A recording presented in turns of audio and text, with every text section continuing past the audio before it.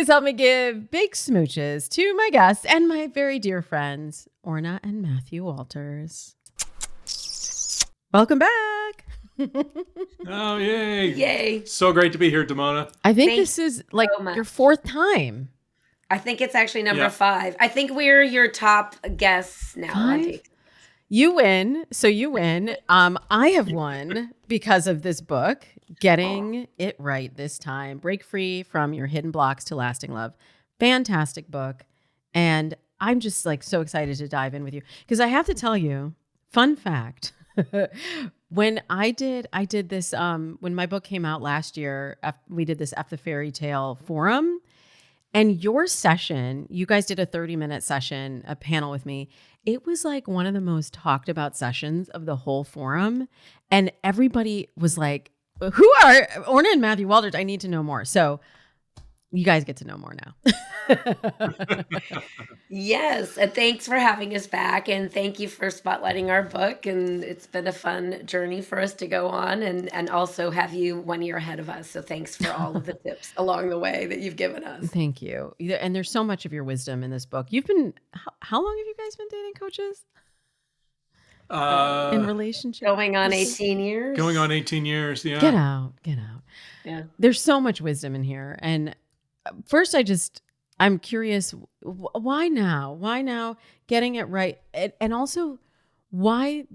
I know you were very deliberate in choosing this title. Why getting it right this time? Because so many of the people we work with and the people who reach out to us, the people we talk to, are struggling. They're divorced or they're single, never married. They have heartbreak in their past. They can't seem to let it go. And they're stuck. And they're stuck in this story that they have about love. Maybe they're feeling a little cynical. They're feeling frustrated. They hate the apps. Nothing seems to work. And it's like they don't know what to do differently. And so our book really lays out, first, let's look at where you are and what's going on with you and what's the real story about why you're stuck. And then let's get you unstuck. And then let's give you a path that's new to creating long-lasting love. Yeah, you do that. Like I hear from so many people, dating is so much harder today. You've been doing this for 18 years. I've been doing it a similar amount of time on separate paths. And I'm just always hearing from people, it's so much harder with dating apps. There's so many options, paradox of choice. Orna, do you believe that it is harder to find love today? I don't think it's harder. I think it's the pervasive myth that you shouldn't have to work at love. I think this whole idea that, this myth, right? One day going about our mundane activities, we're just going to meet cute at Starbucks with the love of our life and everything will just magically work out. And I think that there's like a part of us that never totally grows out of that childhood fantasy because it permeates our society. Right? We're told from the minute we pop out of the womb that everything we want in life, we should get educated, get a skill set, work at it, be resilient about it, really pursue what we want, and know that we'll have setbacks, except love. Love is this arena that we're told, oh, that'll just happen one day if it's meant to be. And then somehow it's also not meant to be if it doesn't work out. I mean, it's this weird, like, I always say it like this, whether you do dating purposefully or not, when you meet your person, it will feel magical.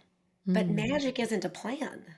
Magic isn't a plan for love. And so for me, it's kind of personal because I chose very badly when I was younger, and I ended up in an abusive relationship that almost cost me my life. So to me, it's personal. It's like, whoa, whoa, whoa. When I hear somebody's like, oh, I'll just know when I look in his eyes, or I'll just know when I see her smile, whatever. I'm like, you're not going to just know. Yeah. And I think it's really important that when we look at how a relationship evolves over time, the myth of love permeates this idea, like if you're with the right person, that there won't be somehow any like miscommunication or conflict or, oh my gosh, a fight. Like every one of our clients, I think at some point asks us, do you guys fight? And we're like, yeah. And they're like, well, what does it sound like? We're like, well, it sounds like a fight. What do you think it sounds like? But I think that's the wrong question, whether we fight or not. It's what do we do with a fight? What do you and Seth do with a fight? Well, dare I say, we don't actually fight. Um, but we don't agree on everything. I guess it's all perspective, right? Hmm. We don't look at it as a fight, but I kind of look at it as an opportunity. I know it sounds corny, but is an opportunity to find middle ground. Is it an opportunity to compromise? But that takes a specific perspective on relationships. And I do feel like sometimes, because of experiences we've had in the past, as you were saying, families of origin, so many of these things that you talk about actually in this book and that make up our love imprint, which I really want to dive into. But so many of these things inform the way we show up in relationships. And you have to have that perspective of, we're on the same team. We both want the same thing, right? Everybody wants love and connection. It's just we go about it in different ways, right? Yeah, and I mean, you're married to somebody who's not you. I mean, they have different triggers than you. They have a different story about stuff. They have a different patterning. They have different subconscious stuff going on. And I think that's the easiest thing to remember. It's like, when I look at Matthew, I mean, there's a lot of things he does differently than me that he does better than me. And sometimes I think, well, what if I was Matthew? How would I do that? Or, what does that feel like for him? And I think that we forget to be curious about somebody that we spend day in and day out with. I mean, we spend an exorbitant amount of time together, and that's not for everybody. Like, sometimes I think our relationship should be stamped, for professionals only. Please don't try this at home. Because we work together and we're married. So we spend an exorbitant amount of time together. And I think that it's important for people to understand that when there is a conflict, it is an opportunity. And we call it, and it's in the book, right? It's an opportunity to create an even deeper connection.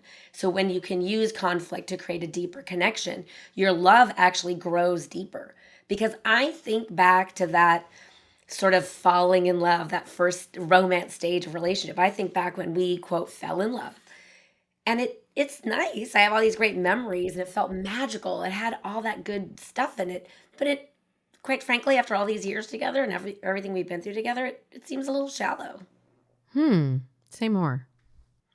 Well, as you have disagreements or conflicts or arguments, however they manifest for you, we're both very passionate people.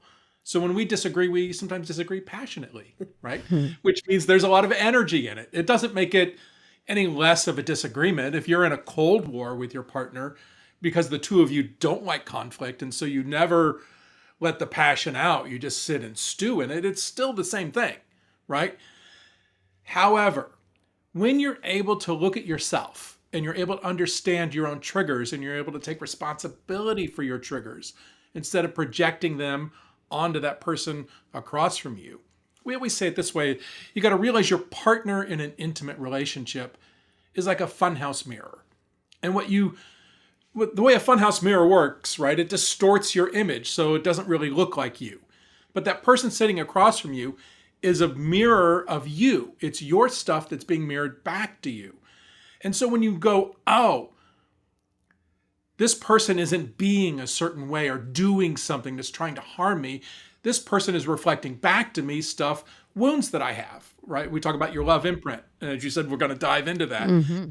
It's reflecting back to me my wounds. And so when I can be authentic and I can own something like, oh, when this happens, I feel afraid. I feel like I'm losing this person who I thought was supporting me, and I don't feel supported.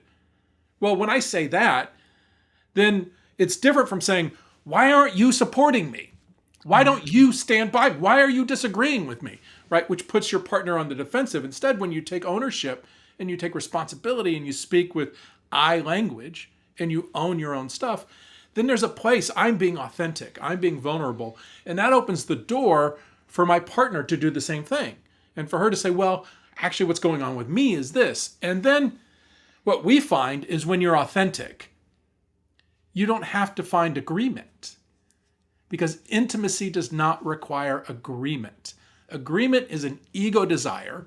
It's a need for you to see things my way or to do things my way or whatever that is. And that's a power struggle. And that's no fun.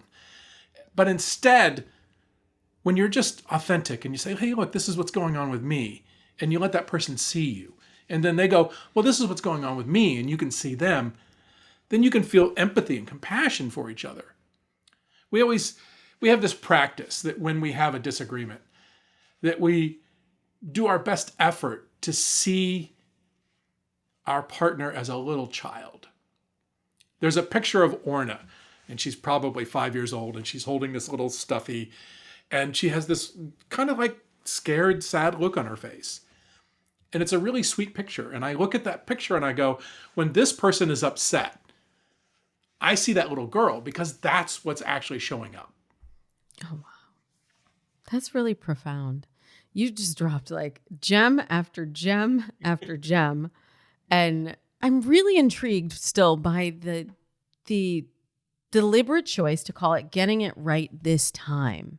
And I do feel like there's this feeling among my listeners and my clients, and I'm sure the people that come to you for coaching, like, again, like, why am I in the same kind of relationship? Why does it always end the same way? Why can't I get past dating someone? Like, I'll just put it out there. Before I met my husband, I had a series of short relationships. Like, my longest relationship before him was like 3 months.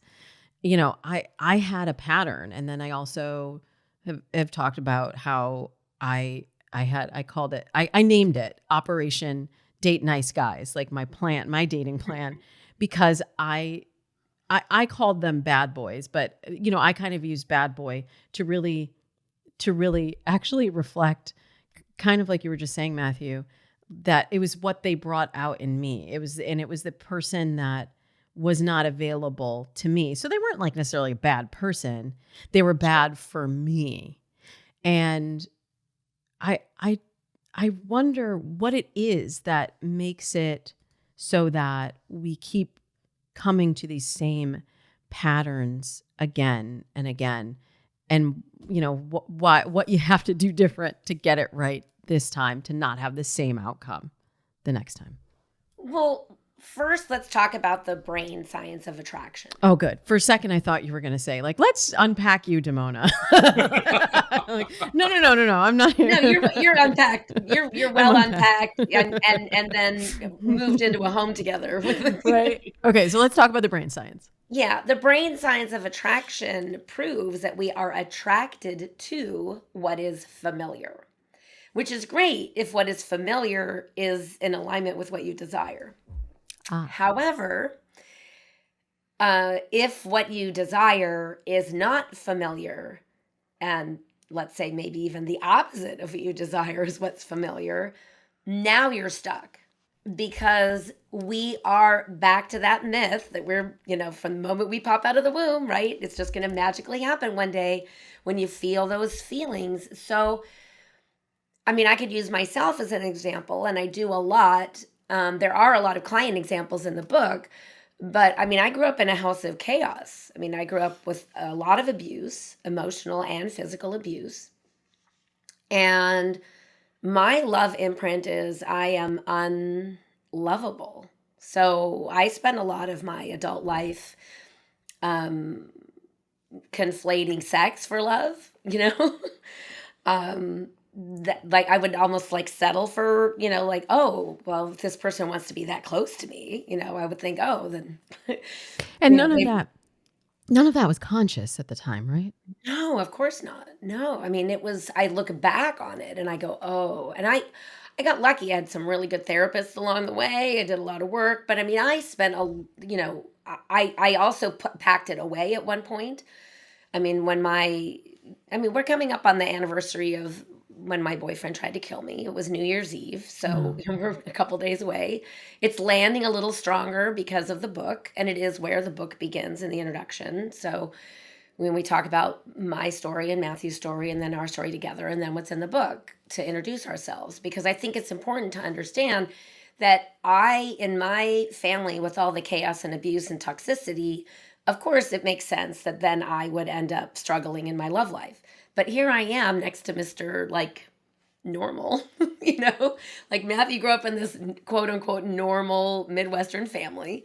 And his childhood from the outside looks quite idyllic, you know, growing up on a house of 3.5 acres and a lake and a, you know, plenty of families nearby with lots of kids and lots of people hanging out together and doing things, and really what you would think of as the American dream. And yet, he grew up feeling like something was wrong with him. As the youngest of 5 kids, he couldn't keep up with his older brothers, and they teased him relentlessly.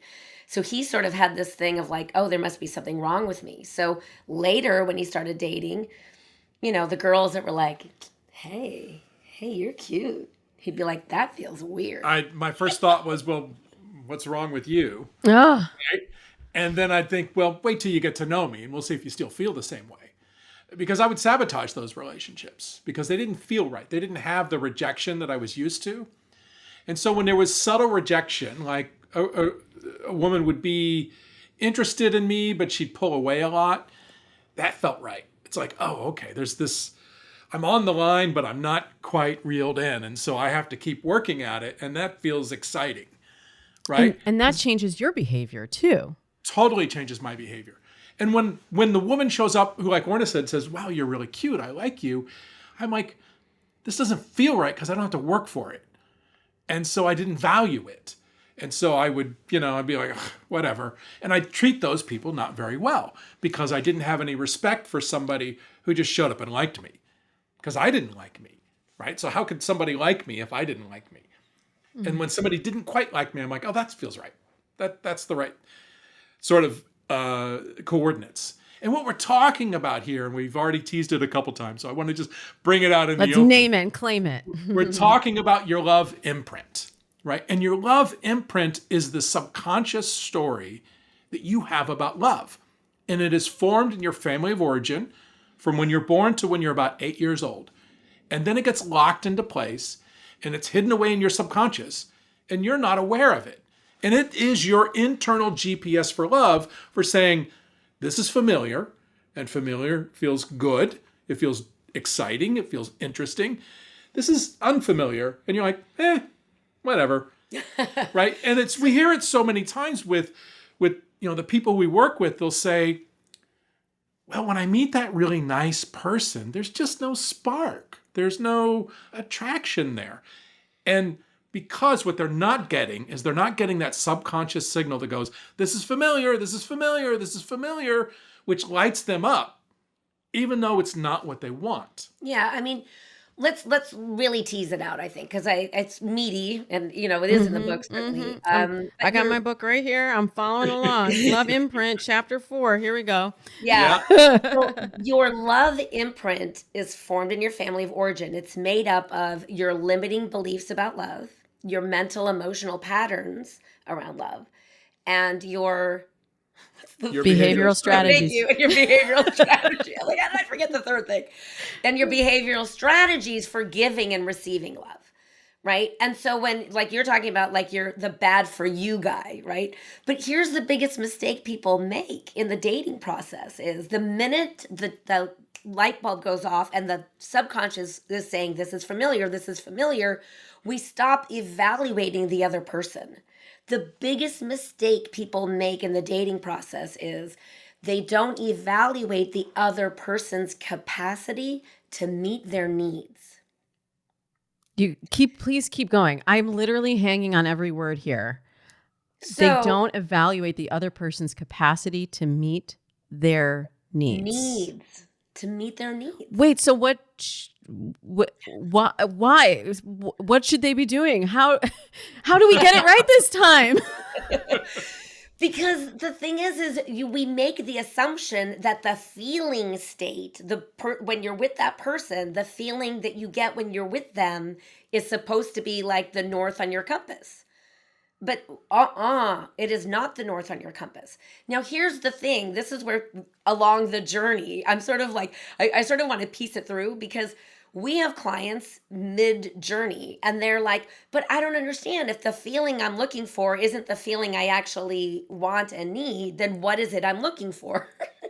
And so they're like, wait, what, and I'm always like, well, what do you do with a half-baked turkey? You keep it in the oven, right? You don't take it out and try to eat it. And so I think, people rush. It's like, I really want you to think of commitment, of going exclusive with somebody before the turkey is cooked. Do you know what I'm saying? Because Mm-hmm. you could literally poison yourself by eating that poultry too soon. Mm-hmm. And ladies and gentlemen, you have been poisoning yourself for A the little last I bit. don't know how many years. A You little have bit. been You have been. because you get that excitement, you get that alarm that goes, "This is familiar, this is familiar," and you go, "Wow, I feel really good." And they're on their best behavior because they're attracted to you as well.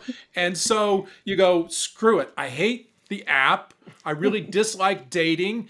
This person gives me the feels. Let's go exclusive." And sometimes you don't even make that choice. You just stop looking at the app and you invest in this person that you don't even know yet. Yeah. You do not know them, but you think, because of the myth of love, you think that if this is the right person, one, I'm going to have these feelings, and two, they're going to know how to make me happy. Mm-hmm. And you're like, I I don't got need I'm to. gonna face I don't palm. need to like tell them to open the car door because the right person will open the car door. They'll already be pre-programmed to do the things that I want them to do because I have the feelings. And so, mm. one, I don't have to communicate. Two, I'm not dating anymore. And three, I'm already starting to invest in this stranger. Yep. And you think, I got a bird in hand. I don't want to go back to the app. But you're not thinking that bird in your hand is a raw ass turkey. Yeah. You need to put that turkey back in. Oh, this is getting really interesting. I want more on that, but tell me when we return.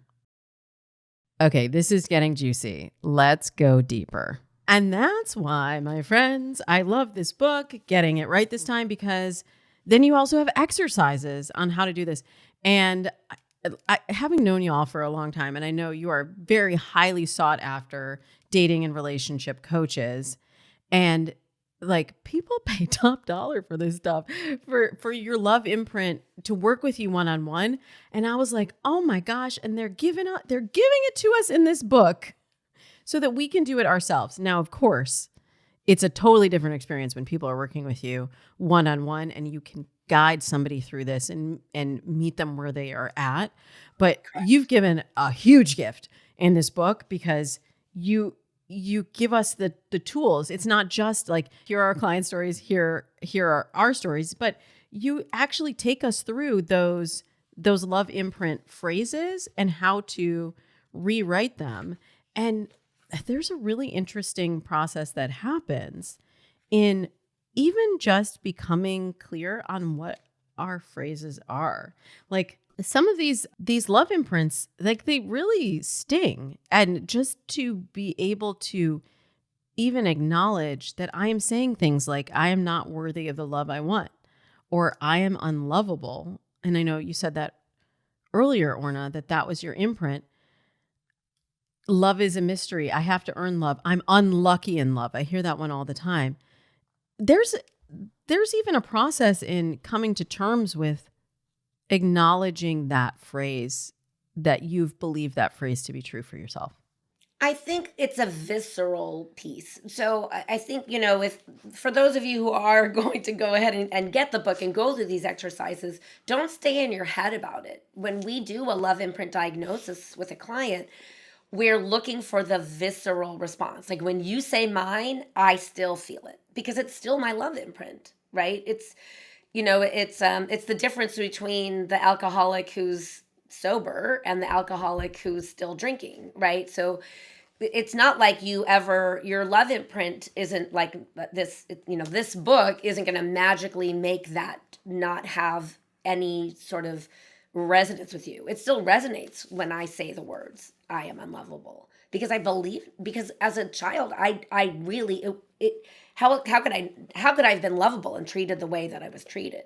Because for me, love and pain were intertwined. The people that also told me they loved me and that I was dependent upon were also berating me and beating me. So I love juxtaposing like my growing up against Matthew's, because I have this dramatic story that only a tiny percentage of people can relate to, but it puts hyperbole on the problem because Matthew also struggled in love until after 40. And so what I want people to understand is it's not that there's something wrong with you. It's the meaning that you assign to the events of the past. Mm-hmm. Because nothing has meaning except the meaning we give it.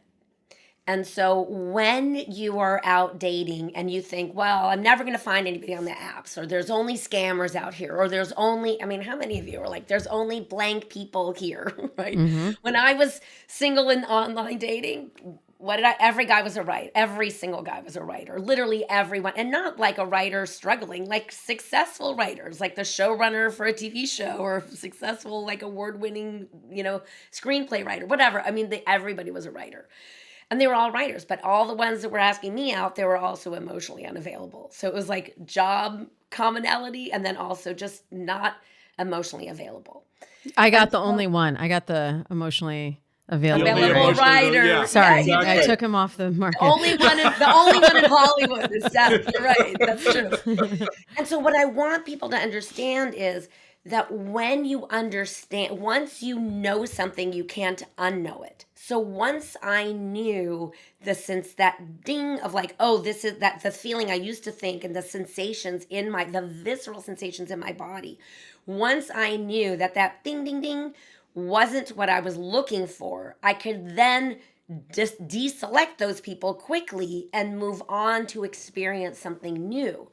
Because the thing about love and relationships, like longevity in an intimate relationship, you can't forego chemistry.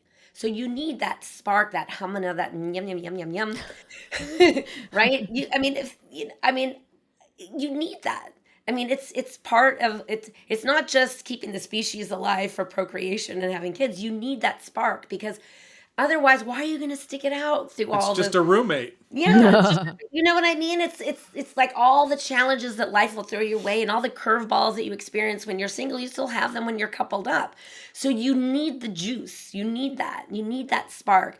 But you don't need it to be in alignment with your love imprint. So it's going to feel differently when it's disconnected from the old story, the old meaning that you assigned, where you had to either earn love, or that love felt like a mystery, or that all of those other things that you experienced long before you knew how the world worked or who you are. We made decisions about who we are in love.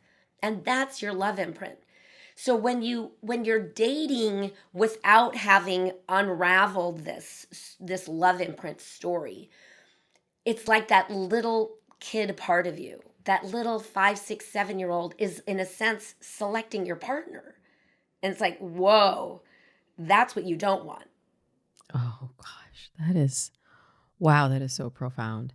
And I love how you broaden the scope. Like I've said on the show before, I'm a little bit, I don't want to say, I'm not skeptical, but I take like all of these categorizations that everybody is glommed onto through like social media culture of like, oh, well, this is my love language and this is my attachment style is this.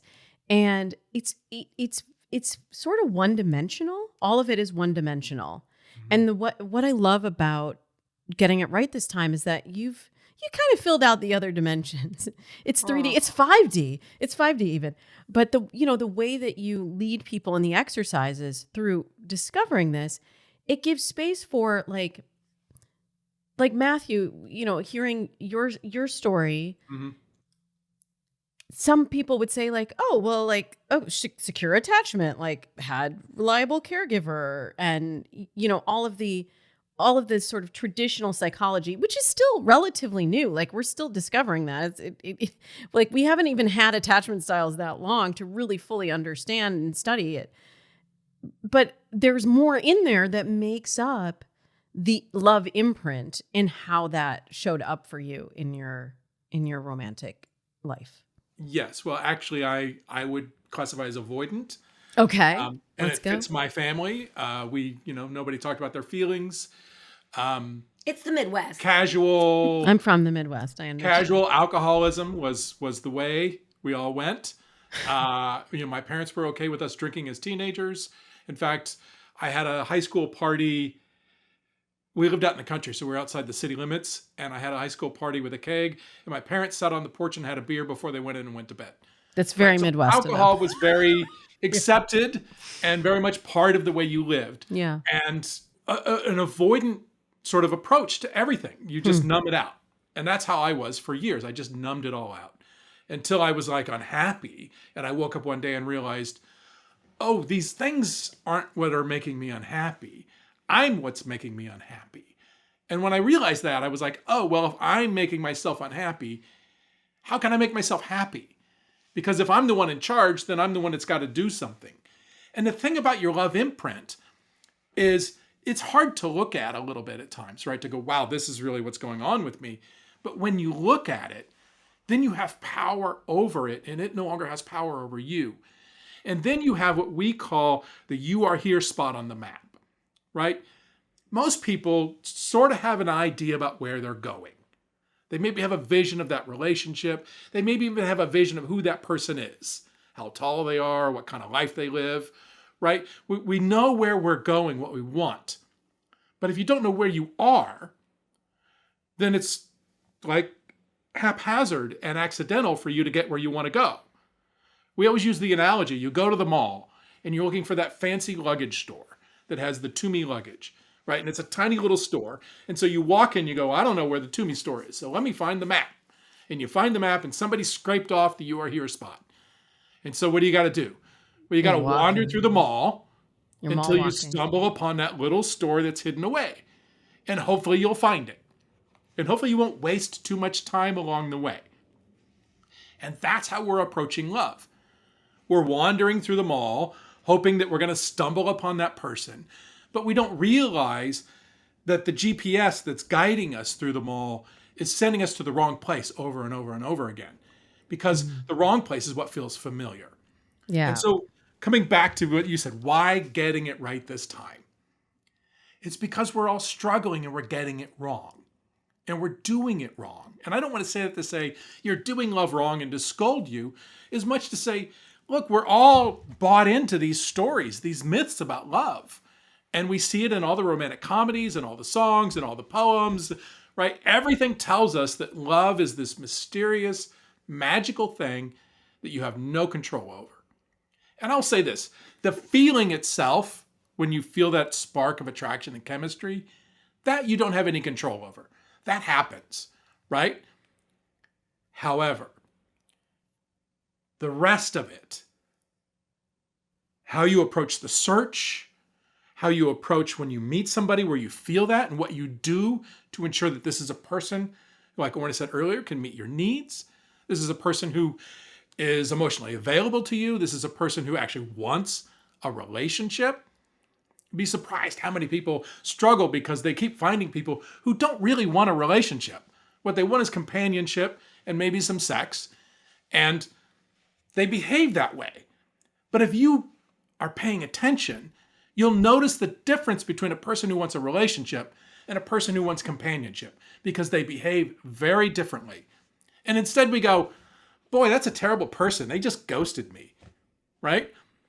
But that's a person who doesn't want a relationship. And so why should you even put any time or energy and effort towards that person's behavior? Because they're not your person. They're not going to change their mind because they met you and you're so special that they're going to say, you know what? I didn't think I wanted a relationship. I thought I wanted to be single forever, but I met you.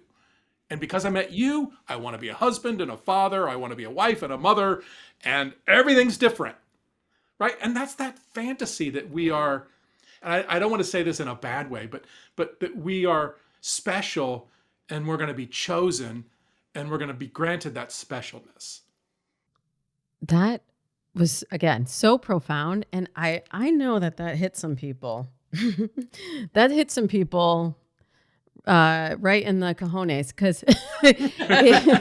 because really that is so much of what we want. Like, we want to feel we want to feel special, and we're like, does this person see me? Do you see all the great things about me? That they will go against even our, like, what we want, because we're chasing that idea.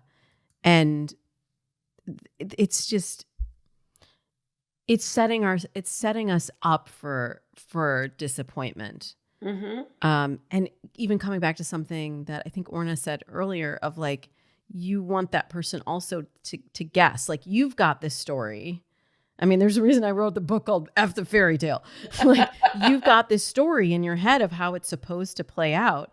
And then anytime the storyline deviates from that, we think it's meant to be, it's not to be. We're like looking for a sign. We're looking for that magic. We're looking to be the chosen princess.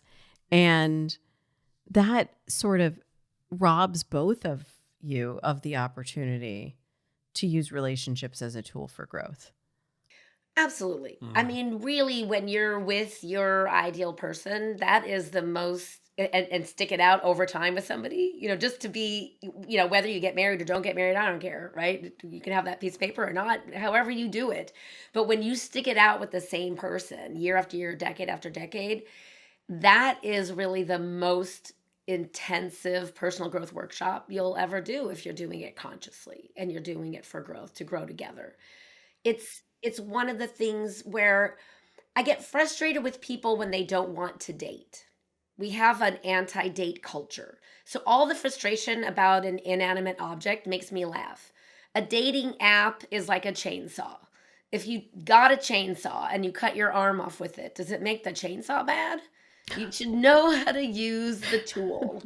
Know how to use the That is tool. a hell of a visual. I'm just saying it's an inanimate object. It's literally the Yeah. dating app is a tool to get dates IRL. If you're not using it to get dates IRL, you have not found the owner's manual or gotten some guidance on how to correctly use the tool. Because that's all it is. It's a tool to get dates. And the reason why people go through dating burnout is because they ride this hope to disappointment roller coaster, hope to disappointment roller coaster. So newsflash, everybody, stop looking for your soulmate in an online profile. Stop scrolling through thinking your person is going to look a certain way or have a certain thing, wink, a hidden Easter egg in there that's going to tell you before you ever go on 5, 6, 7, 8, 9, 10, 12, 15, 16, 22 dates. You are not going to know when you meet somebody that they are your person, because that's what dating like a grown-up is. And so I don't mean to scold you, but I do want you to understand that you have control over getting that hope and disappointment. And when we had a client a couple years ago, wonderful, wonderful woman, runs her own business, wicked smart. And she would say, "Oh, I really like this guy, and we're like, "Oh, great. How many dates have you been on?" "Oh, we haven't met in person yet." It's just a fantasy at that point because you're filling in the blanks. And Text communication is it's just text communication. We fill in the blanks. Our mind likes to fill in the blanks. And if we like a picture and they say a few nice things that we like, we begin to fill in the blanks and already turn them into our person before we've met in real life. Right. I have to say this because I just think it's funny to Yeah. share with everybody. So Matthew and I both were dating a lot when we met, but we met through a business networking group. And we were in the same business networking group for over a year before we ever talked to each other. I always joke that we just must be really bad networkers.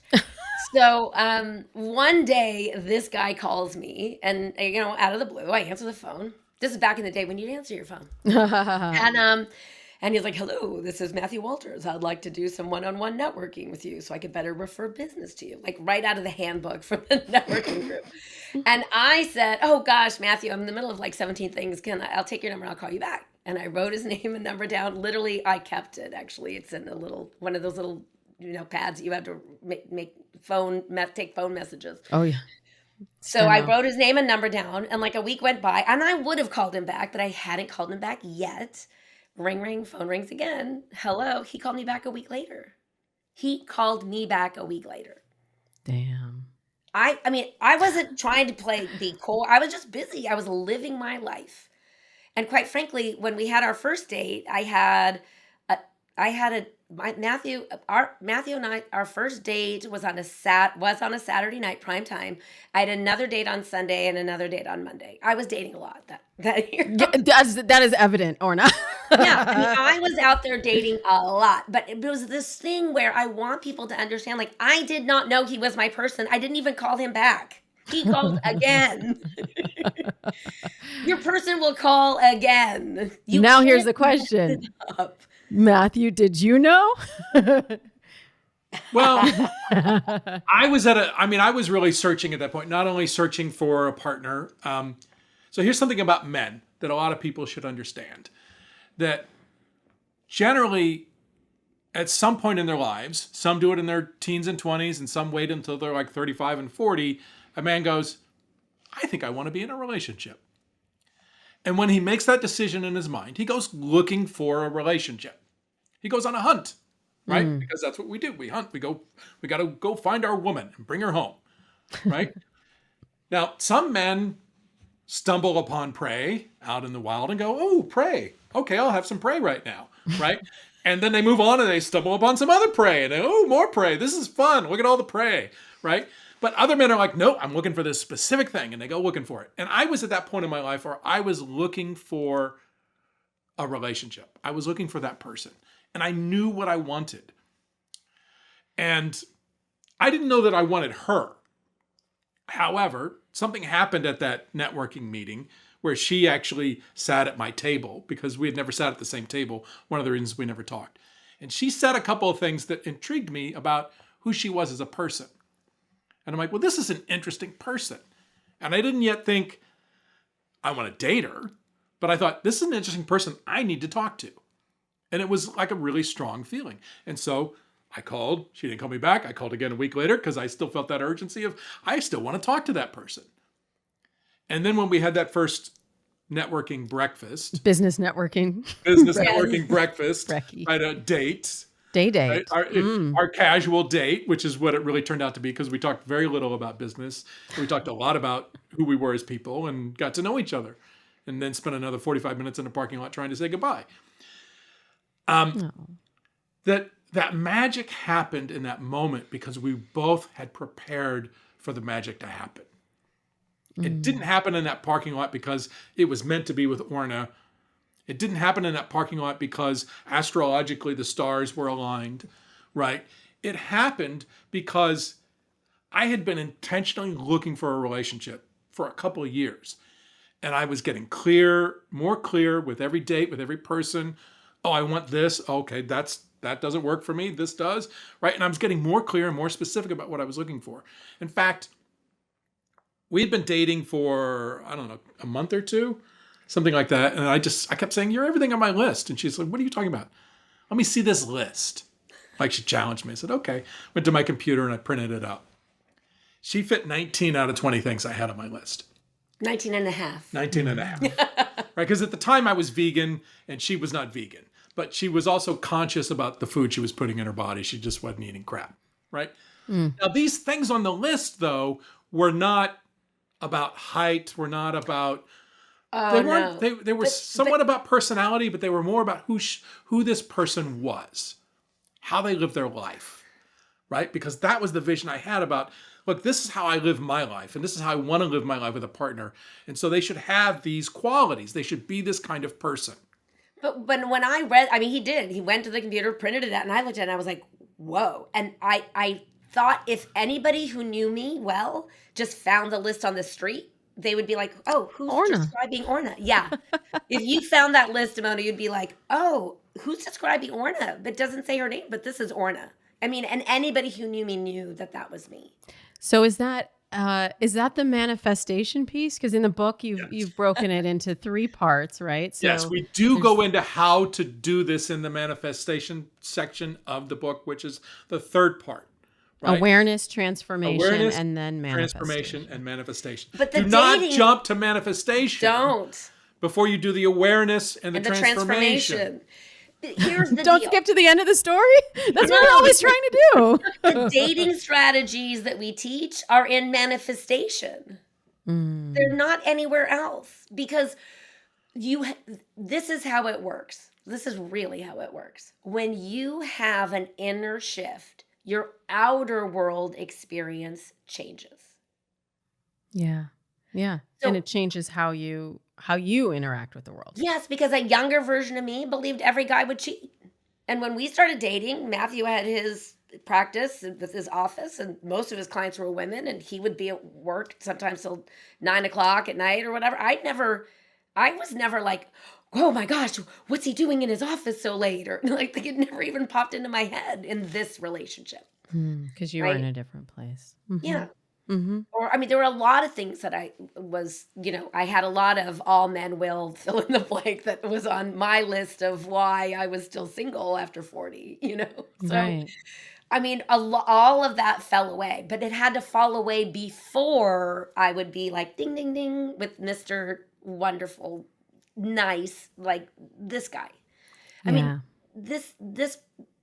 mean, Matthew doesn't even kill a bug in our house. They get escorted outside, Oh my God, neither does Seth, but I will slam it, smash it. I'm sorry, like all the bug lovers are gonna send me hate mail. Please don't. I can't with a spider. But I did let a silverfish live yesterday, so that's it. Like that's it. And magically it works out. No, I mean there's so much in here, and getting it right this time. That is how you break free of your hidden blocks to lasting love. But you gotta show up for it. I don't even want to say do the work, because I really don't like that phrase, relationships or work.